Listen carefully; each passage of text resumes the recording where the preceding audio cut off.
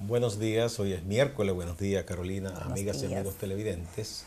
Bueno, este miércoles amaneció el Gran Santo Domingo, inusualmente vigilado por agentes de la Policía Nacional, sobre todo agentes de la DGCIT, que como se llama ahora la antigua MET, y por efectivos militares que han sido incorporados a esas labores de patrullaje y prevención. Aquí mismo, cerca de la avenida 27 de febrero, o mejor dicho, en la 27 de febrero, que queda cerca de acá, en donde están las oficinas del Ministerio de Industria y Comercio y MIPYME, pues hay todo un contingente con escudos, con vallas metálicas, y un poco llegando hacia la avenida Máximo Gómez también, y la Niña de Cáceres, y ni qué decir de puntos estratégicos del tránsito y de transporte de pasajeros, como la esquina caliente de Herrera, ¿verdad? Esa zona de la Kennedy en el 9, y desde la zona de Santo Domingo Este, de la zona oriental hacia el distrito, en las cabezas de los puentes Bosch y también Juan Pablo Duarte. Hay una gran presencia de policías y militares. Hay que recordar, Carolina, que hay convocada para hoy una marcha de una de las federaciones, que es la FENATRANO, la nueva opción, que tiene como cabeza más visible a Juan Ubiere, pero él no es el presidente ya, y que van a hacer una caminata, han dicho, y entregar un documento. Ese documento se va a entregar posiblemente al Ministerio de Industria y Comercio, otros dicen que es a Palacio que van, y eso es un poco una labor preventiva de las autoridades. Por demás, el tránsito ha estado normal, porque no hay una convocatoria a paro. Yo creo que ha estado anormal, porque ha estado muy suave el tránsito. Muy fluido, inusualmente fluido. Exacto, yo creo que ha estado anormal. Y hay que recordar que esa manifestación a la que se llamó para el día de hoy, que es hacia el Ministerio de Industria y Comercio en reclamo por los elevados precios de los combustibles y la negativa del Intran a aceptarle el aumento de 5 pesos que pusieron al pasaje público, el cual la gente por un lado lo estaba pagando como sin mucha protesta, porque realmente el transporte público tenía muchos años con esa tarifa, y lógicamente si a ellos les suben los combustibles, pues no le queda otra alternativa que subir los el combustibles pasaje. Y otros costos también, porque las piezas han subido. Todo el que tiene un vehículo sabe cómo están las piezas. Claro. Y eso. No, y más ese tipo de vehículos que se usa para el transporte público, que hay que repararlo muy constantemente. Dicho muy en dominicano, se le da julepe. Sí. O sea, se le da un trabajo forzado a ese vehículo. Claro, son vehículos que en otros países y tienen más desgaste las piezas. No se permite su circulación en otros países, y aquí se les permite porque la llamada revista o revisión que se le hace a los vehículos se truquea de mil maneras y no Eso es un pago de impuestos, porque no es verdad. Si inspeccionan de verdad para fines de revista los vehículos, muy poco quedaría en circulación. Sí, muy porque poco. que no le falta una luz, una cosa, otra. No, y que muy poco cumplen con los requisitos para poder otorgarle esa revista. Hay que resaltar también que muchos transportistas decidieron hoy también quedarse en sus casas, porque existe el miedo también a que te violenten el vehículo en este tipo de manifestaciones, que aunque se hace un llamado a que sean pacíficas, resultan casi siempre en conflictos, enfrentamientos entre ellos mismos muchas veces, o entre ellos y los pasajeros, y la policía interviene y las convierte en manifestaciones violentas. No, y a veces sin que intervenga la policía hay conflictos entre personas que operan una ruta. No es algo que podemos decir que de manera deliberada quienes convocan esta protesta hacen que sea así, pero son cosas que suelen irse de la mano. Ese es el problema. Era lo que decía ayer el politólogo Daniel Pou, exacto, que los transportistas no tienen el control de este tipo de... Nadie que convoque protesta exacto, puede predecir qué va a pasar después, una vez que ya está la protesta en marcha, porque son cosas que pueden ocurrir. Lo otro es, Carolina, que hay que insistir en que, bueno, la gente dice el Intran, pero yo no creo que el Intran ni ninguna autoridad tenga el poder efectivo en la práctica para evitar, por ejemplo, un incremento de 5 pesos al pasaje, porque ¿cómo lo van a hacer? Claro. Van a estar en todos y cada uno de los vehículos, carro, guagua, no pueden. Sí. No es posible. Y entonces la gente termina incluso entendiendo que aunque le perjudica su bolsillo, también los pasajeros son personas que también compran cosas, que tienen gastos, y ellos ven aumentados también sus costos. La forma quizá en que el Estado puede ayudar es quizá fortaleciendo ONSA como una alternativa y ahí mantener el subsidio para que el pasaje no suba. Que de hecho para el día de hoy se decidió utilizar los autobuses de varios ministerios como el de Educación, el de Deportes y ponerlo al servicio público del... Son de ONSA, pero están al servicio de esas entidades, ¿es así? No, son son vehículos que transportan estudiantes, deportistas y decidieron ponerlo a disposición de la OMSA para hacer un transporte gratuito en el día de hoy y así poder mermar un poquito el impacto a la que pudo haber tenido la protesta, pero aparentemente la misma protesta en sí, o no protesta, la manifestación, no causó daños mayores a la población porque no se vieron esos grandes cúmulos de gente en las paradas esta mañana. Y además que está convocada para las 9 a comenzar, siempre la cosa comienza un poco tarde. Lo más probable es que muchos incluso de los que se van a sumar a ese llamado de su filial, si son de Fenatrano, primero trataran de buscarse la comida temprano y después paralizarían su vehículo para entonces participar en la marcha, porque verdad, es un trabajo de día a día. Claro, por lo regular esa gente vive del día a día y le afecta sobre mucho al bolsillo. Sobre todo aquellos que no son propietarios y tienen que pagar por el alquiler de ese vehículo al propietario. Eso está en peor condición todavía. Todo eso hay que tomarlo en cuenta. Sí. Y además las otras federaciones y centrales no participarán, lo que quiere decir que esas rutas que ellas operan deben estar normal hoy, como uno las vio en la mañana, que estaban todas circulando, o sea que por ese lado no creemos que haya mayores inconvenientes. Lo que uno ha de desear es que todo transcurra en calma, que a esta gente se les reciba ese documento, no hay necesidad ni de que los manifestantes apelen a violencia, ni que tampoco los agentes policiales ni los militares apelen a la violencia para contener la manifestación. Que si hay una valla, lo que pueden hacer, como se ha hecho muchas veces, o cuando van a Palacio u otras entidades, es decir, bueno, una comisión de ustedes que pase y alguien de cierto nivel los reciba y les recibe el documento. Y yo creo que las manifestaciones tienen mucho más efecto cuando son pacíficas, claro, se logran mejores cosas cuando se hace todo en calma y por la ley. Además de que no les resta apoyo frente a la población, porque la gente puede entender que hay razones para esa protesta, pero no quiere verse en medio de un tumulto o que se afecte su actividad cotidiana normal o que le afecten algún negocio si está en esa zona, ¿no? Es lo que uno desea, ¿no? Claro, lo ideal es que protesten, que hagan sus reclamos sin afectar a el desenvolvimiento normal de nosotros como sociedad, del día a día, de la gente que se va a trabajar para ganarse su sustento. Exactamente. Bueno, vamos a una pausa, pero antes hay que decir que las lluvias han comenzado a mermar y uno espera que ya sea definitivo porque ha habido muchas lluvias que son bienvenidas, pero que cuando llueve de más, entonces causan daño. Vamos a la pausa y volvemos.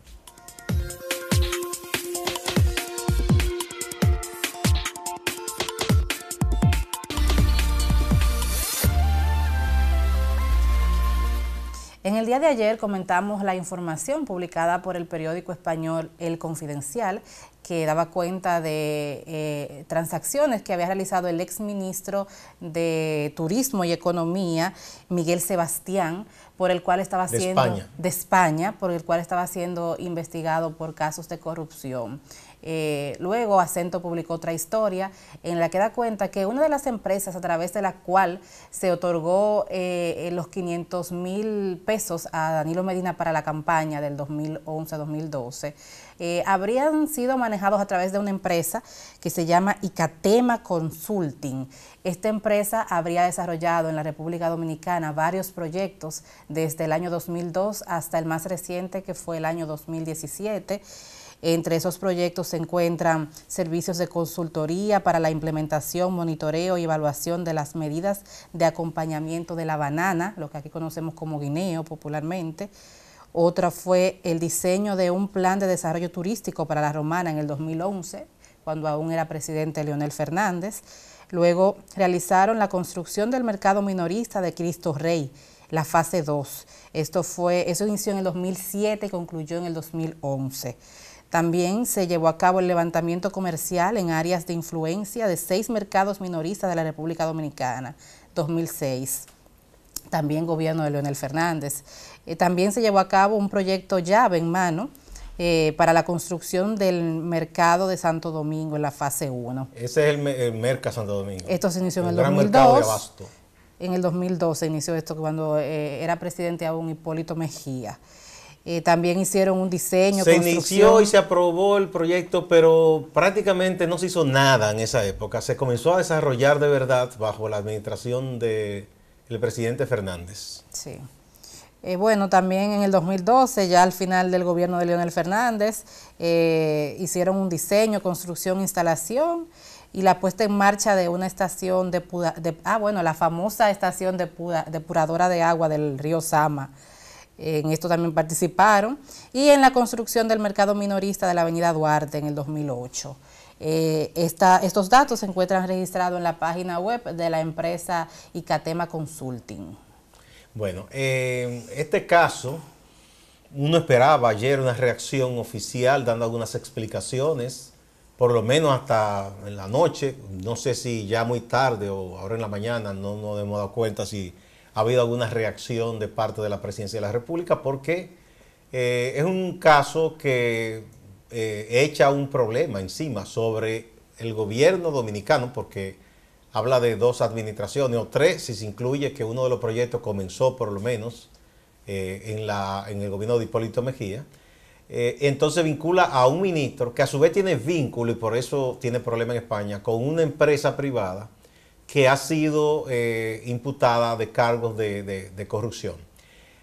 Entonces hubo 2 cosas. La donación de $500,000, que es un dinero que se supone que es de ese ministerio de España, pero al parecer tuvo como el visto bueno de la empresa, porque lo que sugiere el periódico El Confidencial y lo que se está investigando en España es que aparentemente esa empresa dio esa donación, que dice que era para entrenar personal, más el dinero para campaña, porque a cambio de eso obtendría favores o buscaba mantener contentas a las autoridades dominicanas.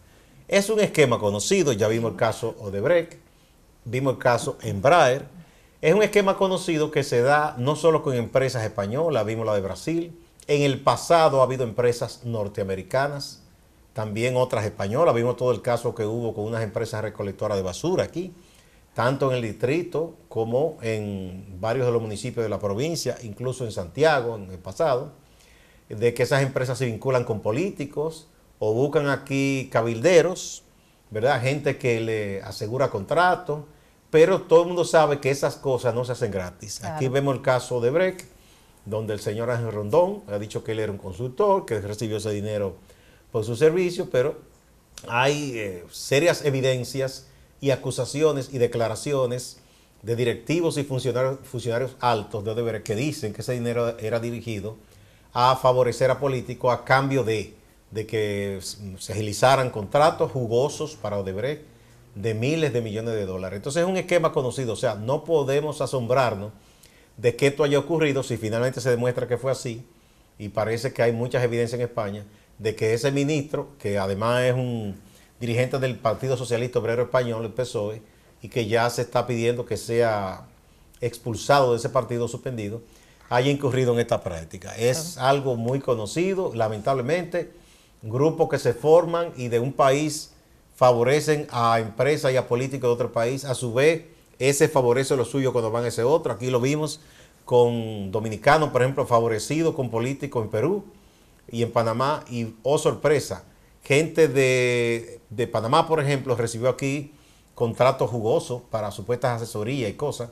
Eso lo vimos con el señor Martín Torrijos, que recibió un contrato de consultoría cuando estaba el ahora canciller Miguel Vargas en obras públicas. Claro. Y a su vez, empresas que estaban vinculadas a Miguel Vargas y a otros recibieron contrato en Panamá.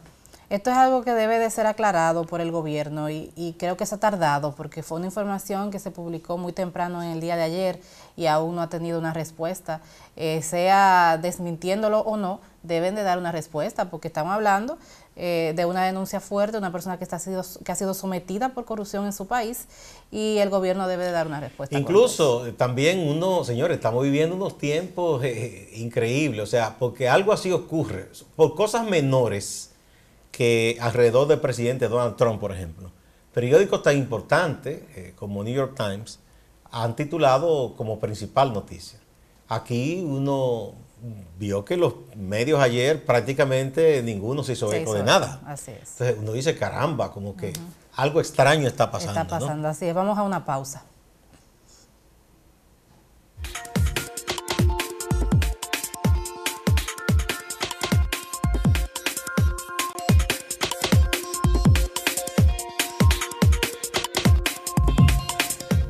Como si no tuviéramos asuntos importantes, muy importantes en nuestro país, sobre los cuales legislar, supervisar, fiscalizar, que son de las responsabilidades del Congreso, es decir, de los senadores y diputados. Hubo una iniciativa en la Cámara de Diputados sometida por una comisión de educación, pidiendo que se cumpla una ley extrañísima y que no tiene ningún sentido, que fue aprobada en el año 2000. Esa ley obliga al estudio y la enseñanza de la Biblia en las escuelas públicas y privadas. Eso contraviene la Constitución de la República, que dice que aquí hay libertad de cultos, porque pongamos que un padre de un niño o un niño en esa casa sean no creyentes, agnósticos, o libres pensadores, ¿verdad? Y no quieran enseñar ni aprender religión. Tiene el derecho de hacerlo, ese niño, o que sus padres tengan ese derecho, su familia, ¿verdad? Entonces, supongamos incluso que ese niño provenga de una cultura o de una tradición en su familia que sea de una religión no cristiana, también tiene derecho. Entonces, no se le puede obligar, ¿verdad? Yo creo que los niños nuestros necesitan aprender muchísimas cosas. Hay muchísimas deficiencias en matemáticas, en el conocimiento de la lengua, en las tecnologías, en lenguas extranjeras, como para que entonces se quiera obligar a incluir el aprendizaje forzado de un libro religioso. Que nadie tiene nada en contra de la religión, porque eso es un derecho de cada quien, pero como que deberían ocuparse de otra cosa nuestros congresistas y no de venir con una necedad como esta. Esa ley lo que debería ser derogada porque eso es anticonstitucional, eso no tiene sentido. Así es, la diputada por el PRM, Farideh Raful, que se ha convertido en voz disidente en la Cámara de Diputados de todos estos temas que pueden de una u otra manera perjudicar a una parte, y es esta parte que Gustavo describe de los que no le interesa esa temática como parte de su disciplina. Ella aclara que esto sería inconstitucional, la aplicación de esta ley, ya que la misma Constitución establece que somos un Estado laico, y también hay que recordar que la misma Biblia da el libre albedrío. La Biblia no le impone a nadie. Por lo menos el Dios que yo conozco es uno que da libertad al ser humano, ¿verdad?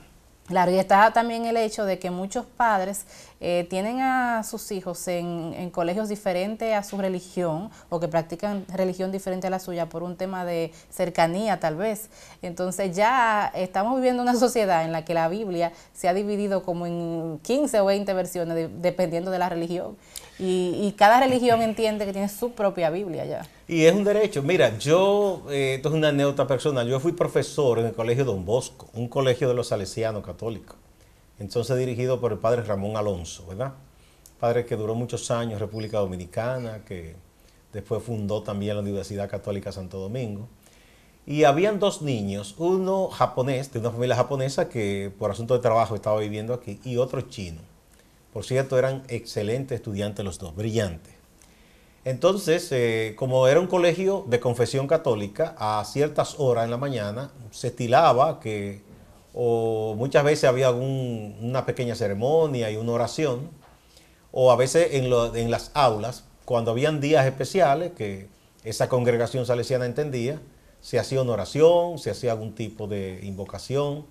Entonces, hubo algunos profesores que querían obligar a estos niños, ¿verdad? Porque los niños, tú sabes que en los cursos pasan por varios profesores, a que se incorporaran a esas prácticas. Ellos no irrespetaban a los demás, pero no se sumaban ni a esas oraciones ni a esos ritos, porque ellos tenían otra fe. Claro. Entonces hubo profesores que querían obligarlos. Y el padre Alonso, siendo sacerdote salesiano, un hombre inteligente y abierto, dijo, no los obliguen.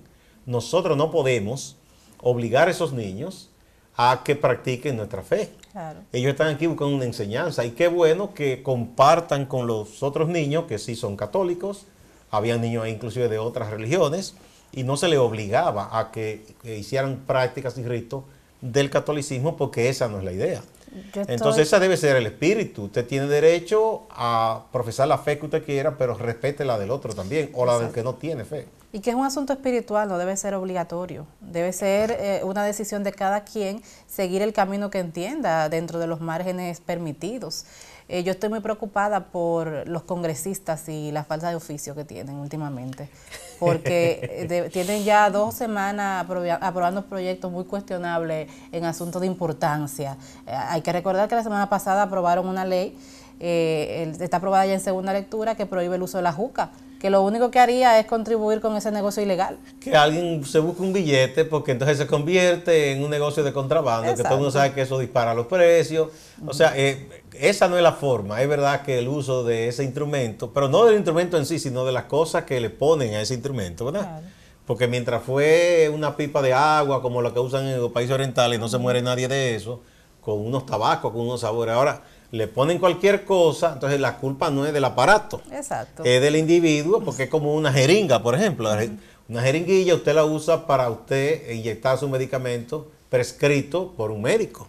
Ahora, si usted a eso le pone una droga rara, entonces la culpa no es de la jeringuilla. Exacto. Sí, como que van haciendo las cosas, las están poniendo al revés. Sí, pero no, eso es lo que va a contribuir a que ahora haya un punto venta clandestina de juca, porque el que la consume, que ya se ha hecho adicto a ese aparato, no va a dejar de consumirla. No, porque no es el aparato, es el contenido. Exacto.